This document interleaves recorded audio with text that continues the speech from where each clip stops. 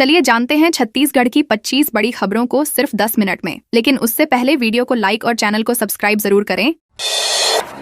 Chhattisgarh power plant हादसा, 20 की मौत। छत्तीसगढ़ के सक्ती जिले में वेदांता पावर प्लांट में हुए भीषण हादसे ने पूरे देश को झकझोर दिया है। इस हादसे में अब तक 20 लोगों की मौत हो चुकी है, जबकि 36 लोग झुलसे हैं, जिनमें से 16 का इलाज जारी है। मृतकों में छत्तीसगढ़ के अलावा यूपी, बिहार, झारखंड और पश्चिम बंगाल के मजदूर शामिल हैं। घटना के 30 घंटे बाद आई शुरुआती जांच रिपोर्ट में प्लांट प्रबंधन की बड़ी लापरवाही सामने आई है। बताया गया कि उत्पादन बढ़ाने की जल्दबाजी में चेतावनी के बावजूद काम जारी रखा गया, जिससे बॉयलर फट गया। अब मामले में एफआईआर दर्ज करने की तैयारी है। साक्ष्य बिलासपुर में पकड़ाया duplicate gold flag cigarette. Bilaspur में नकली सिगरेट के बड़े कारोबार का खुलासा हुआ है, जहां गोल्ड फ्लैग ब्रांड के नाम पर डुप्लीकेट सिगरेट बेची जा रही थी। व्यापार विहार क्षेत्र में दिल्ली आईटीसी की टीम ने ग्राहक बनकर छापेमारी की और करीब 5 लाख रुपए की नकली सिगरेट बरामद की। जांच में पता चला कि एक कारोबारी शहर के छोटे बड़े दुकानदारों को थोक में यह सिगरेट सप्लाई कर रहा था। पहले टीम ने पान दुकानों से सैंपल लेकर जांच की, जिसमें सिगरेट नकली पाई गई। इसके बाद कार्रवाई की गई।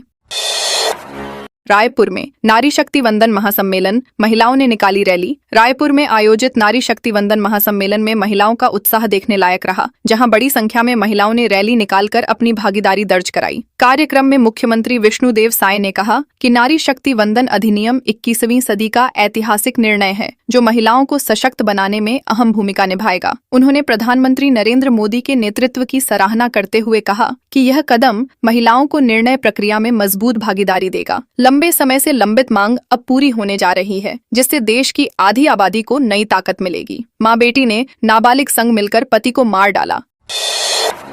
रायपुर के डीडी नगर क्षेत्र में पारिवारिक विवाद ने खौफनाक मोड़ ले लिया, जहां मां बेटी ने एक नाबालिग के साथ मिलकर पति की हत्या कर दी। पुलिस के अनुसार मोबाइल को लेकर हुए विवाद में तीनों ने लकड़ी के बैट और ईंट से सिर पर हमला किया, जिससे व्यक्ति की मौत हो गई। यह घटना सितंबर 2025 की है, जिसकी जांच के बाद हत्या का खुलासा हुआ। पोस्टमार्टम में 17 गंभीर चोटों की पुष्टि हुई। पुलिस पूछताछ में पत्नी, बेटी और नाबालिग ने जुर्म कबूल कर लिया है। तीनों को गिरफ्तार कर आगे की कार्रवाई की जा रही है।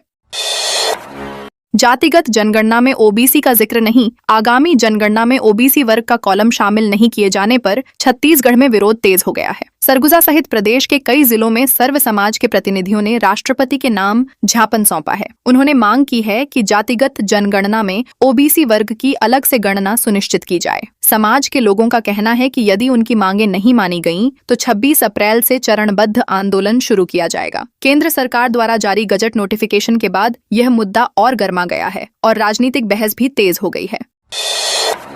बिल्हा मस्तूरी कोटा के 38 पंचायतों में पेयजल संकट। बिलासपुर जिले में गिरते भूजल स्तर ने पेयजल संकट को गंभीर बना दिया है। बिल्लाधा, मस्तूरी और कोटा विकास खंड की कुल 38 पंचायतें पानी की किल्लत से जूझ रही हैं। कलेक्टर संजय अग्रवाल ने स्थिति की समीक्षा कर अधिकारियों को तुरंत राहत उपाय करने के निर्देश दिए हैं। टीएल बैठक में जल स्रोतों के संरक्षण और रिचार्जिंग पर जोर दिया गया। साथ ही नागरिकों को जल संरक्षण के प्रति जागरूक करने की बात कही गई। प्रशासन ने निजी उद्योगों और जनप्रतिनिधियों की भागीदारी से समाधान निकालने की योजना बनाई है।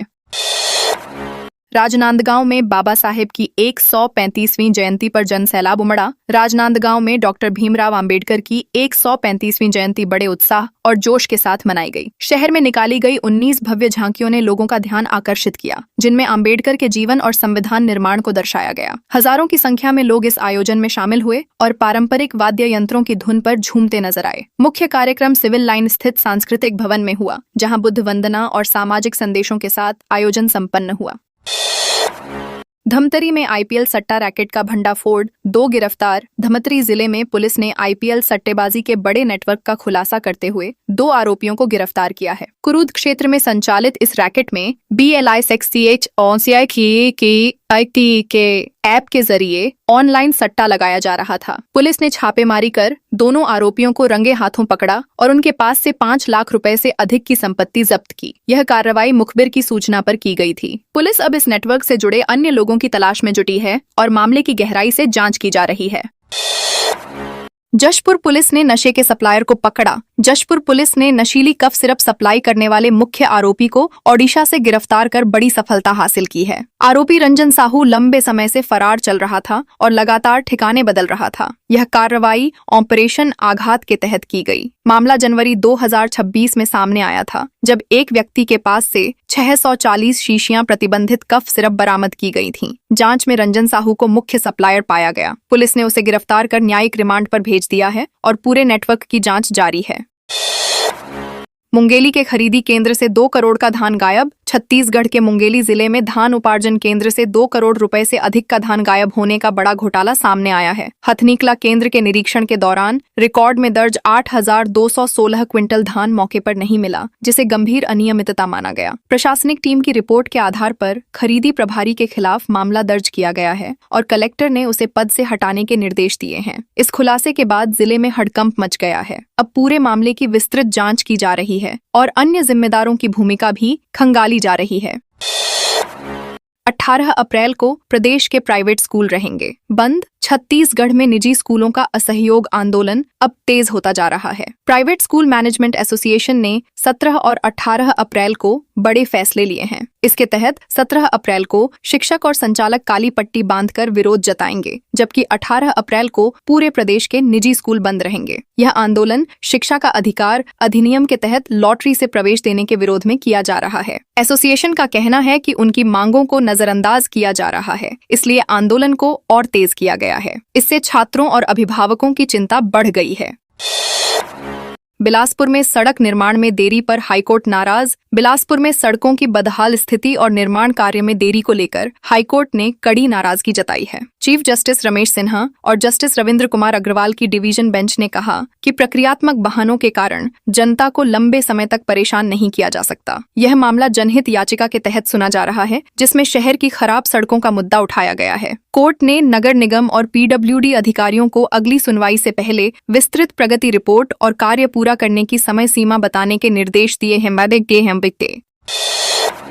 वेदांता ब्लास्ट हादसा 1 घंटे में 2 गुना किया प्रोडक्शन। सक्ती जिले के वेदांता पावर प्लांट में हुए ब्लास्ट हादसे की शुरुआती जांच में चौंकाने वाले खुलासे हुए हैं। रिपोर्ट के अनुसार महज 1 घंटे में उत्पादन क्षमता को 2 गुना करने की कोशिश की गई, जिससे सुरक्षा मानकों की अनदेखी हुई और बॉयलर फट गया। हादसे में 20 मजदूरों की मौत और 16 के घायल होने की पुष्टि हुई है। लॉगबुक में पहले से खराबी दर्ज होने के बावजूद काम जारी रखा गया था। औद्योगिक सुरक्षा विभाग की टीम ने 6 घंटे जांच कर रिपोर्ट सौंपी है। अब इस आधार पर एफआईआर दर्ज की जाएगी और जिम्मेदारों पर कार्रवाई तय मानी जा रही है। पीसीआई के इंस्पेक्शन के दौरान रावतपुरा में एनएसयूआई का प्रदर्शन। रायपुर के रावतपुरा सरकार विश्वविद्यालय में पीसीआई निरीक्षण के दौरान एनएसयूआई कार्यकर्ताओं ने जोरदार प्रदर्शन किया। छात्रों ने विश्वविद्यालय प्रशासन के खिलाफ घेराव कर अपनी मांगों को उठाया। प्रदर्शन के दौरान कुछ छात्र नेताओं को पुलिस ने हिरासत में भी लिया। एनएसयूआई का आरोप है कि हॉस्टल में मूलभूत सुविधाओं की भारी कमी है और छात्र लंबे समय से परेशान हैं। फीस बढ़ोतरी, पानी, बिजली और भोजन की गुणवत्ता को लेकर भी छात्रों में नाराजगी है। पीसीआई टीम के निरीक्षण के समय विरोध प्रदर्शन से विश्वविद्यालय परिसर में तनाव का माहौल बन गया।